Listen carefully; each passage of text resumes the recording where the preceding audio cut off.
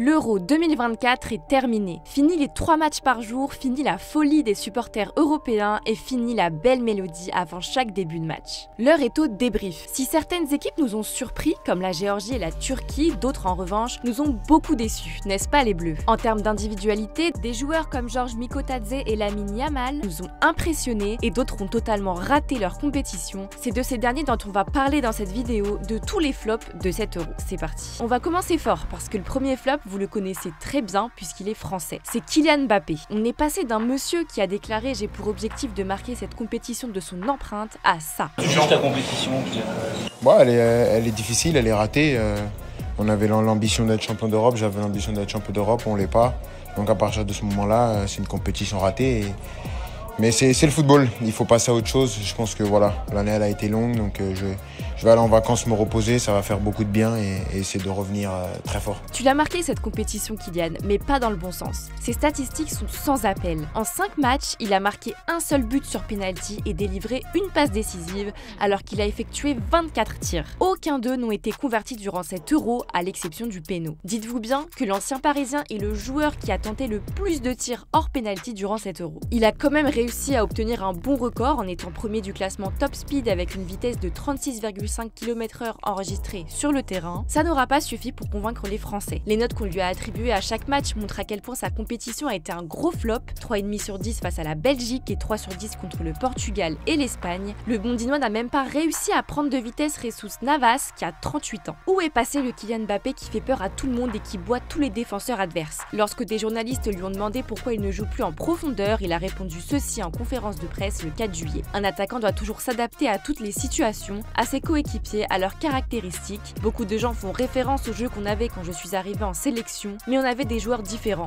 Par exemple, au milieu, on avait Paul Pogba. Avec lui, tu as juste à baisser la tête, courir, faire un appel et tu sais que le ballon va arriver dans ton pied. Mais le manque de Paul Pogba n'était pas son seul argument. Malgré une très belle année au PSG avec 44 buts et 10 passes décisives en 48 matchs, sa fin de saison ne l'a pas vraiment aidé à rester en forme. Kylian Mbappé a affirmé que le conflit épuisant avec le Paris Saint-Germain et sa diminution de temps de jeu peuvent expliquer sa mauvaise forme. Il s'est également dit très perturbé par la situation politique en France, pointe du doigt une préparation tronquée avec les Bleus, un mal de dos et un coup au genou depuis le début du mois de juin, et la fracture du nez qui est arrivée dès le premier match de la compétition, l'obligeant à porter un masque quelque peu contraignant. Je suis persuadé que Kylian, dans sa tête, comme tous les joueurs, voilà, il est à fond depuis le départ, mais c'est pas lié au dernier match. Il y a tout ce qu'il a eu avant qui a modifié évidemment sa fin de saison où il n'était pas habitué. Pendant la préparation, où je vous l'ai dit, il a eu un problème de dos aussi. Et puis là, bon, le traumatisme qu'il a eu, quoi. Certains internautes pointent du doigt sa prise de masse qui ne lui permettrait plus d'être aussi rapide. C'est le cas par exemple de Lubo Mora qui a déclaré sur X « La vérité c'est que le Mbappé de 2024 n'a plus rien à voir avec le jeune Kylian de 2018. Non seulement il ne progresse plus, mais il est maintenant clair qu'il régresse. Je ne sais pas si c'est sa prise de masse musculaire, mais il n'a plus la même explosivité qu'avant. Espérons que son départ au Real Madrid soit un nouveau souffle pour le Français. En équipe de France, j'appelle aussi à la barre Antoine Griezmann. L'attaquant numéro 7 devrait effacer de sa mémoire cet Euro très décevant. À quel point il est déçu? On sort d'une demi, on rêvait tous de jouer en finale, donc imaginez un peu la déception et la colère. Il n'a été impliqué dans aucun des buts lors de cet Euro, une première pour lui dans un tournoi majeur depuis la Coupe du Monde 2014. Cet Euro est aussi la compétition majeure où il aura disputé le moins de duels, 6 par 90 minutes, et tenté le moins de dribbles, seulement 2 durant tout l'Euro. Mais c'est la première fois en fait que je vois un Griezmann aussi faible dans une compétition avec la France. Il m'a jamais déçu Griezmann, mais là il faut constater ce qui s'est passé quand même. On a un joueur qui a vieilli, qui avait fait une très bonne première partie de saison, mais qui avait un peu une partie de saison bien plus compliquée physiquement, etc., ou même tout simplement au niveau de ses performances.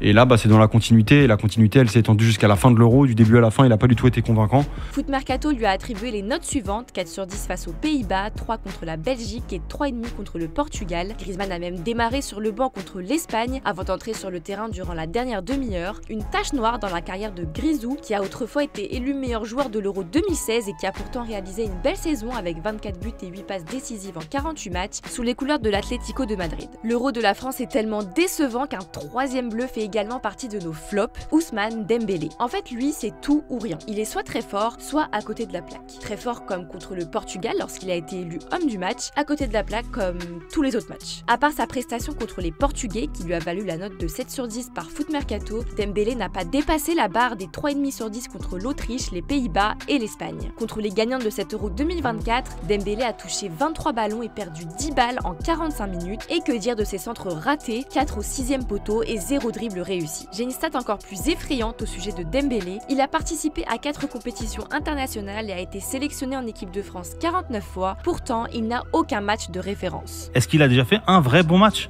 C'est ça la question en fait.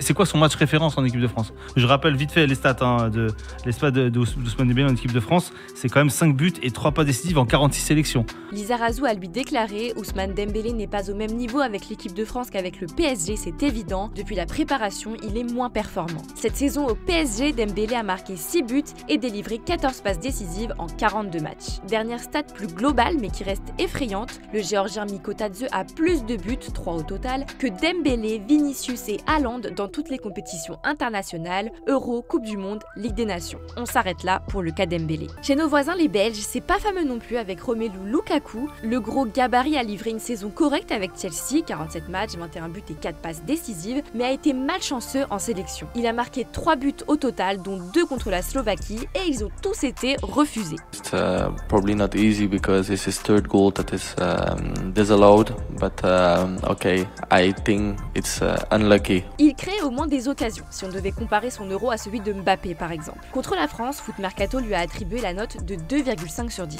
C'est une blague. Donc c'est quelqu'un qui est plus du tout dans le jeu, t'es plus du tout dans le game, il est là, il est hors sujet, t'as l'impression qu'il a 39 ans, il avance plus sur le terrain. T'es nul, il est nul, il a pas le niveau. Lukaku fait d'ailleurs partie du 11 des flops de l'Euro 2024 du journal espagnol Marca. En Angleterre, il y a également un flop auquel on ne s'attendait pas, Phil Foden. On avait sorti sur notre chaîne Foot Mercato FC une vidéo sur le 11 des joueurs à suivre pendant l'Euro. On a suivi Foden et on aurait préféré ne pas le faire. Son nouveau surnom après cet Euro 2024, c'est l'agent secret 007. 0 but, 0 passe décisive, 7 matchs. Après un premier match sans saveur contre la Serbie, le joueur de 24 ans a été remplacé à tous les matchs par son sélectionneur Gareth Southgate. Je suis un peu frustrée, je ne vais pas mentir. Je veux essayer de marquer et de faire de meilleures choses avec l'Angleterre. Je n'ai pas été le meilleur joueur de première ligue pour venir ici et ne pas le montrer, mais j'ai l'impression qu'à chaque match, petit à petit, je m'améliore, expliquait-il il y a quelques jours. Pour ne rien arranger à sa situation, il a dû effectuer un aller-retour express en Angleterre pour assister à l'accouchement de sa compagne. Il a malgré tout été élu meilleur joueur de son équipe contre les Pays-Bas en demi-finale, mais c'est tout. Avant la finale contre l'Espagne, l'ailier de 24 ans aux 27 buts avec City cette saison était pourtant très confiant. Mais finalement non, toujours pas. À la prochaine compétition majeure, on l'espère. Comment parler de flop en Angleterre sans évoquer Harry Kane, le maudit? Pas Harry Kane, c'est Harry Penn. Il m'a fait de la peine moi ce soir. Il me fait de la peine depuis tellement longtemps, le pauvre. C'est qui plombe l'Angleterre sur la compète? C'est qui condamne ce soir son équipe à jouer à 10 contre 11 pendant 60 minutes, le temps qu'il est resté sur la pelouse? Il est resté 60 minutes sur la pelouse. Il a touché moins de 10 ballons. Enfin, c'est un enfer. Le gars, une gestuelle, une lenteur. L'attaquant de 30 ans a marqué 3 buts, dont un penalty, mais il a une énième fois raté une finale. Il a disputé 6 finales au total et les a toutes perdues. La Coupe de la Ligue 2015, la Ligue des Champions 2019, la Coupe de la Ligue 2021, l'Euro 2021, la Supercoupe 2023 et l'Euro 2024. Que ce soit en club avec Tottenham et le Bayern Munich ou en sélection, l'homme aux 44 buts en 45 matchs cette saison avec les Bavarois n'a jamais soulevé de trophée avec son équipe. Mais il a à plusieurs reprises gagné des trophées de meilleur buteur et de meilleur joueur de la saison en Première Ligue et en Bundesliga. To swap the trophies for the Euros. If I had the opportunity. Yeah, for sure. Yeah. Une stat qui mène à penser que l'anglais est vraiment malchanceux.